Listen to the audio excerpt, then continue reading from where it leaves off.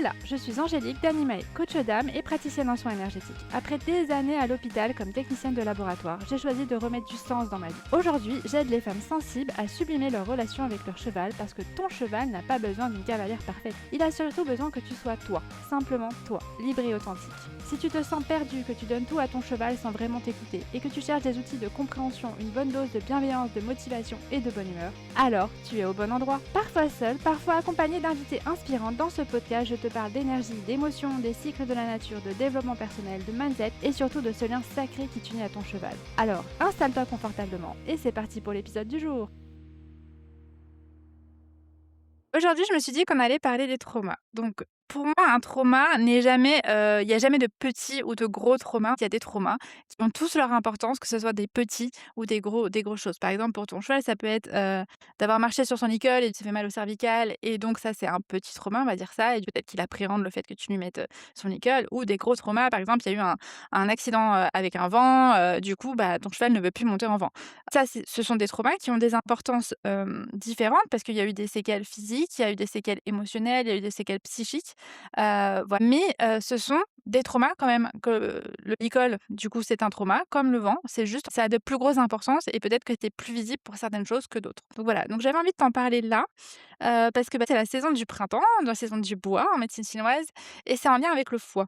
Donc le foie, ce qu'il faut savoir, c'est que c'est en lien avec la gestion des émotions, et c'est lui qui dit un petit peu si tu digères ou pas, tes émotions, comment tu les digères et qui peut faire ressortir, certaines choses et donc je trouvais ça intéressant d'en parler maintenant, surtout par rapport à ce qui s'est passé ce week-end. Donc je vais te raconter ce qui s'est passé ce week-end. Ma jument ce week-end, elle était un peu bizarre, voilà, donc c'est une jument qui a toujours eu des chaleurs douloureuses, qui a toujours eu des petits problèmes digestifs, avec des ulcères, des choses comme ça et là, elle a eu son vermifuge, on est en train de faire la transition à l'herbe et ce qu'il faut savoir, c'est qu'il y a, à peu près 10 ans, elle a fait, une colique suite à l'ingestion d'un acacia. Et elle a été en clinique, elle a eu, le transit complètement arrêté, ça a duré une semaine, on a cru qu'on allait la perdre, enfin bref, c'était vraiment la cata et j'ai remarqué qu'à chaque fois, à ces périodes de l'année, elle a un petit peu de la mémoire du corps. Donc c'est ça que je voulais te parler aujourd'hui, c'est de la mémoire du corps par rapport à ce trauma parce que du coup, elle a été, trimballée en vent, elle a eu des mal au ventre, elle a été fouillée, elle a été en clinique, elle a été plus avec moi. Et entre mars et avril, elle a souvent, voilà, cette période où elle est un petit peu, comment dire? Au niveau digestif, elle est pas ouf et elle a des signes un petit peu, genre elle fait du flémène ou elle a des crampes, des choses comme ça, qui reviennent comme ça. Et je pense que c'est important que tu le saches que, ton cheval, il peut avoir des traumas, enfin, des traumas par rapport à ce qui s'est passé qui reviennent un peu comme ça de façon récurrente, même si tu fais des soins énergétiques, même si, tu nettoies en émotionnel, mais le corps se souvient. Et ça peut être aussi chez toi, hein, voilà. Mais le corps se souvient de tout et tu peux avoir des espèces de dates d'anniversaire là où ça revient, ou tu peux avoir aussi, 6 ans après qu'il soit passé quelque chose, un truc un peu plus grave ou un peu dans le même style qui se reproduit aussi. Donc je t'inviterais toujours à, réfléchir quand tu as un problème avec ton cheval qui est un petit peu récurrent là comme ça avec Uri, tu vois? D'avoir des petits problèmes digestifs et tout, de voir un petit peu à quoi c'est lié. Voilà, s'il y a rien du tout ou si au contraire il y a, quelque chose un peu une maladie, un petit trauma qui revient un peu tout le temps, voir ce que c'est. Donc là, ouais, pour Uri, c'est ça, c'est au niveau du digestif, c'est pas ouf et donc comme j'étais là, j'ai pu voir qu'elle était pas, elle était pas bien et que c'est une période où je la surveille assez facile un peu plus. Donc je pense qu'il y a aussi le côté que moi, je regarde un peu plus les signes et qu'elle, elle est un peu plus, chargée émotionnellement, on va dire ça à ce moment-là et je peux agir tout de suite, avant que ça devienne plus grave. Donc là, voilà, j'ai vu des petits signes, donc du coup, j'ai passé, l'après-midi à m'occuper d'elle et à lui procurer des soins, à l'aider en la massant, à lui faire du tambour, des choses comme ça, hein, pour que l'aider à passer ce cap, passer cette émotion, passer, cette mémoire du corps, pour l'aider, voilà et donc ça s'est réglé, là, elle est repartie pour un tour, voilà. Mais c'est des périodes assez charnières, avec elle et là, tu vois, c'est un gros trauma. C'est quelque chose, voilà, elle était en clinique, elle a eu, un transit arrêté, voilà, c'était il y a 10 ans et pourtant ça continue un petit peu à être un petit peu récurrent, à se reproduire malgré tout ce que je fais. Voilà mais ça peut être aussi pour des choses très minimes. Par exemple, je vais reprendre un exemple avec elle. Elle a un licol, comme tous les chevaux, mais elle a un licol en fait, avec des anneaux, tu vois, qui fait un petit peu du bruit, qui fait «ging ging ging» et elle a le licol éthologique et en fait, quand je mets le licol éthologique, elle a aucun problème et par contre, quand je mets le licol, avec les petits anneaux là, «ging ging ging», le vrai licol plat, hem, elle a pas le même comportement. Des fois, elle peut se barrer, fuir le truc et tout et en fait, si tu réfléchis bien, Le licol éthologique, elle l'a associé à, des balades à pied, elle l'a associé à du travail où elle a des bonbons, des choses comme ça, des trucs positifs.